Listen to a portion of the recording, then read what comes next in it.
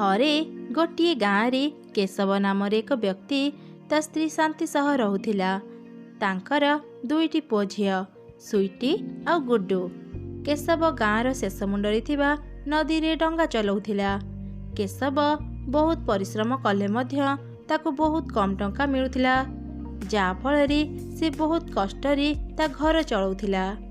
ଗୋଟେ ଦିନ ଗୁଡୁ କେଶବକୁ କହିଲା, ବାପା, କାଲି ଆମ ସ୍କୁଲରେ କାଗଜ ଡଙ୍ଗା ତିଆରି କରି ଆଣିବାକୁ କହିଥିଲେ। ମୋ ପାଇଁ ଗୋଟେ କାଗଜ ଡଙ୍ଗା ତିଆରି କରିଦିଅ ନା। ଆରେ ବାପା, ମୋର ଡେରି ହେଉଛି। ସେପଟେ ନଦୀରେ ଲୋକମାନେ ମୋତେ ଅପେକ୍ଷା କରିଥିବେ।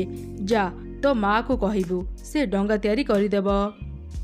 ବାପା, ତମେ କାମକୁ ଯାଅ, ଗୁଡୁ ପାଇଁ ମୁଁ ଡଙ୍ଗା ତିଆରି କରିଦେବି। ଚାଲ ଗୁଡୁ, ମୁଁ ତୋ ପାଇଁ ଗୋଟେ ସୁନ୍ଦର କାଗଜ ଡଙ୍ଗା ତିଆରି କରିଦେବି। ଏମିତି ସୁଇଟି ଗୁଡୁ ପାଇଁ ଏକ ସୁନ୍ଦର କାଗଜ ଡଙ୍ଗା ତିଆରି କରିଦେଲା। ଗୁଡୁ ଖୁବ୍ ଖୁସି ହେଇଗଲା, ଆଉ ସେ ଡଙ୍ଗାରେ ଖେଳିବାକୁ ଲାଗିଲା। ଏମିତି ଦୁଃଖେ ସୁଖେ ସେମାନଙ୍କ ଦିନ କଟୁଥିଲା।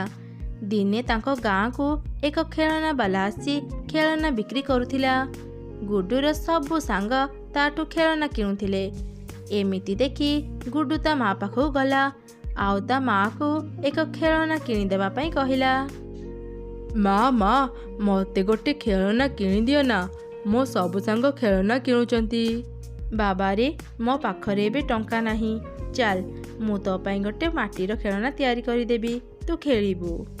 ତମେ ମୋତେ କେବେ ବି ଖେଳନା କିଣିଦେଉନ। ତମେ ଜମା ବି ଭଲ ମା ନୁହଁ। ଗୁଡୁ, ମାଆଙ୍କୁ କ'ଣ ଏମିତି କହନ୍ତି? ଦେଖ, ମୁଁ ତୋ ପାଇଁ ଆଉ ଗୋଟେ ସୁନ୍ଦର କାଗଜ ଡଙ୍ଗା ତିଆରି କରିଦେଇଛି। ଚାଲ ଖେଳିବା। ନା, ମୁଁ ସେ କାଗଜ ଡଙ୍ଗାରେ ଆଉ ଖେଳିବିନି। ମୋତେ ଗୋଟେ ଗାଡ଼ି ଖେଳନା ଦିଅ। ତମେମାନେ କେହି ଭଲ ନୁହଁ। ମୁଁ ଆଉ କାହା ସାଙ୍ଗରେ ବି କଥା ହେବିନି। ଏମିତି ରାଗି ରାଗି ଗୁଡୁ ଘର ବାହାରକୁ ଚାଲିଗଲା। ଗୁଡୁର କଥା ଶୁଣି ତା ମା ବହୁତ ମନ ଦୁଃଖ କଲେ, ହେଲେ ଗୁଡୁର କିଛି ଫରକ ପଡ଼ିଲାନି। ସେ ବାହାରକୁ ଯାଇ ଦେଖିଲା ଗୋଟିଏ ଛୁଆ ଗାଡ଼ି ଖେଳନା ଧରି ଖେଳୁଛି। ଗୁଡୁ ତା ପାଖକୁ ଯାଇ ତାକୁ ସେ ଗାଡ଼ି ଖେଳନା ମାଗିଲା, ହେଲେ ସେ ଛୁଆ ଗୁଡୁକୁ ତା ଖେଳନା ଦେଲାନି। ଯାହାଫଳରେ ଗୁଡୁ ସେ ଛୁଆଠୁ ଖେଳନା ଛଡ଼େଇବା ପାଇଁ ଚେଷ୍ଟା କଲା। ସେ ଛୁଆଟି ଗୁଡୁକୁ ଜୋରରେ ଧକ୍କା ଦେଇ ତା ଖେଳନା ନେଇ ସେଠାରୁ ଚାଲିଗଲା। ଗୁଡୁର ମୁଣ୍ଡ ଗୋଟେ ଗଛରେ ବାଡ଼େଇ ହେଇଗଲା। ତା ମୁଣ୍ଡରୁ ଧାର ଧାର ରକ୍ତ ବହିଗଲା। ଗୁଡୁ ବେହୋସ ହେଇ ତଳେ ପଡ଼ିଗଲା। ଯେତେବେଳେ ଶାନ୍ତି ଆଉ ସୁଇଟି ଏକଥା ଜାଣିଲେ, ସେମାନେ ଗୁଡୁକୁ ପାଖ ଏକ ହସ୍ପିଟାଲକୁ ନେଇଗଲେ।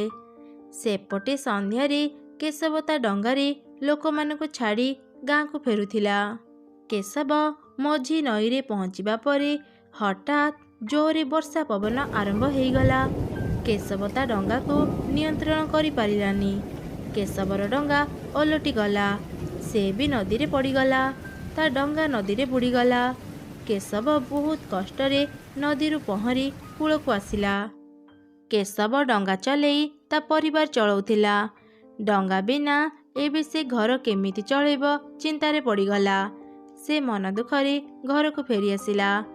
ଘରକୁ ଫେରି ଦେଖିଲା ଘରେ କେହି ନାହାନ୍ତି। ସେ ପାଖ ପଡ଼ିଶାଙ୍କ ଠାରୁ ପୁଅର ଅବସ୍ଥା ଜାଣିଲା। ସେ ତୁରନ୍ତ ହସ୍ପିଟାଲକୁ ଗଲା। ଗୁଡୁର ଅବସ୍ଥା ବହୁତ ଖରାପ ହେଇଯାଇଥିଲା। ଡକ୍ଟର ତାକୁ ଆଇସିୟୁରେ ରଖିଥିଲେ। ଦେଖନ୍ତୁ, ଗୁଡୁର ମୁଣ୍ଡ ବହୁତ ଜୋରରେ ବାଡ଼େଇ ହେଇଛି। ଆମକୁ ତାର ଜଲ୍ଦି ଅପରେସନ୍ କରିବାକୁ ପଡ଼ିବ। ଏଥିରେ 2 ଲକ୍ଷ ଟଙ୍କା ଖର୍ଚ୍ଚ ହେବ। 2 ଲକ୍ଷ ଟଙ୍କା? ହେଲେ ଡାକ୍ତର ବାବୁ, ମୋ ପାଖରେ ଏତେ ଟଙ୍କା ନାହିଁ। ଦିନେ ଡଙ୍ଗା ନ ଚଲେଇଲେ ମୋ ଘରେ ଚୁଲି ଜଳେନି। ଏତେ ଟଙ୍କା ମୁଁ କେମିତି ଯୋଗାଡ଼ କରିବି? ଦେଖନ୍ତୁ, ମୁଁ ଏଥିରେ କିଛି କରିପାରିବିନି। କାଲି ସୁଦ୍ଧା ଗୁଡୁର ଅପରେସନ୍ ନହେଲେ ତା ଜୀବନ ଉପରେ ବିପଦ ଆସିପାରେ। ଏମିତି କହି ଡକ୍ଟର ସେଠାରୁ ଚାଲିଗଲେ। କେଶବର ମୁଣ୍ଡ କିଛି କାମ କଲା ନାହିଁ। ଗୋଟେ ପଟେ ତା ଡଙ୍ଗା ବୁଡ଼ିଗଲା, ଆଉ ଗୋଟେ ପଟେ ତା ପୁଅର ଏପରି ଅବସ୍ଥା। ସେ କ'ଣ କରିବ କିଛି ବୁଝିପାରୁନଥିଲା। ନଦୀରେ ଡଙ୍ଗା ବୁଡ଼ିବା କଥା କେଶବ ଶାନ୍ତିକୁ ଜଣେଇଲା। ସୁଇଟି ବି ତା ବାପାଙ୍କ କଥା ଶୁଣୁଥିଲା। ପୁରା ପରିବାର ଏ ଘଟଣାରେ ହତାଶ ହେଇଗଲେ। ସେଦିନ ରାତିରେ ସୁଇଟି ଏକ ବଡ଼ କାଗଜ ଧରି ନଦୀ ପାଖକୁ ଗଲା, ଆଉ ଏକ ଡଙ୍ଗା ତିଆରି କରି ନଦୀରେ ଭସେଇଲା। ସେତେବେଳେ ସେହି ରାସ୍ତାରେ ଗୋଟେ ପରୀ ତା ଘରକୁ ଯାଉଥିଲା। ସୁଇଟିର ଏସବୁ କାମ ଦେଖି ସେ ଅଟକିଗଲା। ଆଉ ସୁଇଟିର ପାଖକୁ ଗଲା। ଆରେ ଝିଅ, ଏତେ ରାତିରେ ତୁ ଏକୁଟିଆ ଏଠି କ'ଣ କରୁଛୁ? ତୋ ବାପା ମା କୁଆଡ଼େ ଗଲେ? ମୋ ବାପା ନଦୀରେ ଡଙ୍ଗା ଚଲାନ୍ତି। ଆଜି ବର୍ଷା ପବନ ଯୋଗୁଁ ମୋ ବାପାଙ୍କ ଡଙ୍ଗା ନଦୀରେ ବୁଡ଼ିଗଲା। ମୁଁ ମୋ ବାପାଙ୍କ ପାଇଁ ଗୋଟେ ଡଙ୍ଗା ତିଆରି କରୁଥିଲି। ହେଲେ ମା, ଏଇଟା ତ ଗୋଟେ କାଗଜ ଡଙ୍ଗା। ୟାକୁ ତ ତୋ ବାପା ଚଲେଇ ପାରିବେନି। କାହିଁକି? ବାପାଙ୍କ ଡଙ୍ଗା ଯେମିତି ପାଣିରେ ଭାସେ, ମୋ ଡଙ୍ଗା ବି ତ ପାଣିରେ ଭାସେ। ବାପା କ'ଣ ପାଇଁ ଚଲେଇ ପାରିବେନି? ମୋ ଭାଇ ଏବେ ହସ୍ପିଟାଲରେ ଅଛି। ତାର ଅପରେସନ୍ ପାଇଁ ବହୁତ ଟଙ୍କା ଦରକାର। ବାପା ଡଙ୍ଗା ଚଲେଇଲେ ଯାଇ ଆମକୁ ଟଙ୍କା ମିଳିବ, ଆଉ ଭାଇର ଅପରେସନ୍ ହେବ। ସୁଇଟିର ନିରୀହ କଥା ଶୁଣି ପରି ମନରେ ଦୟା ଆସିଲା। ସେ ତା ଶକ୍ତିରେ ତାଙ୍କ ଘରର ଅବସ୍ଥା ଜାଣିପାରିଲା। ପରି ତା ଶକ୍ତିରେ ସୁଇଟିର କାଗଜ ଡଙ୍ଗାକୁ ବହୁତ ବଡ଼ କରିଦେଲା। ଏ ଡଙ୍ଗାକୁ ଏବେ ତ ବାପା ଚଲେଇ ପାରିବେ। ଏ ଡଙ୍ଗା ନଦୀରେ କେବେ ବି ବୁଡ଼ିବନି। ସେପଟେ ସୁଇଟିକୁ ହସ୍ପିଟାଲରେ ନ ପାଇ କେଶବ ଆଉ ଶାନ୍ତି ତାକୁ ଖୋଜି ଖୋଜି ନଦୀ କୂଳରେ ପହଞ୍ଚିଗଲେ। ସୁଇଟି ତା ବାପା ମାଙ୍କୁ ସବୁ ଘଟଣା ଜଣେଇଲା। ପରି କେଶବକୁ ଗୁଡୁର ଅପରେସନ୍ ପାଇଁ କିଛି ଟଙ୍କା ଦେଇ ସେଠାରୁ ଚାଲିଗଲା। ପୁରା ପରିବାର ପରୀକୁ ଧନ୍ୟବାଦ ଜଣେଇଲେ। ଆଉ ତାପରେ ଗୁଡୁର ଅପରେସନ୍ ଭଲରେ ହେଇଗଲା। କିଛି ଦିନ ପରେ ଗୁଡୁ ସୁସ୍ଥ ହେଇ ଘରକୁ ଫେରିଲା। ସେ ତା ବାପା ମାଙ୍କୁ କ୍ଷମା ମାଗିଲା। ସେବେଠାରୁ ଗୁଡୁ ବହୁତ ବଦଳିଗଲା। ସେ ଭଲ ପିଲା ହେଇ ମନ ଦେଇ ପାଠ ପଢ଼ିଲା। ସେପଟେ କେଶବର କାଗଜ ଡଙ୍ଗା ପୁରା ଗାଁରେ ପ୍ରଚାର ହେଇଗଲା। ଦୂର ଦୂରରୁ ଲୋକମାନେ କେଶବର କାଗଜ ଡଙ୍ଗା ଦେଖିବାକୁ ଆସିଲେ। ବହୁତ ଲୋକ ତା ଡଙ୍ଗାରେ ନଦୀ ପାର ହେଲେ।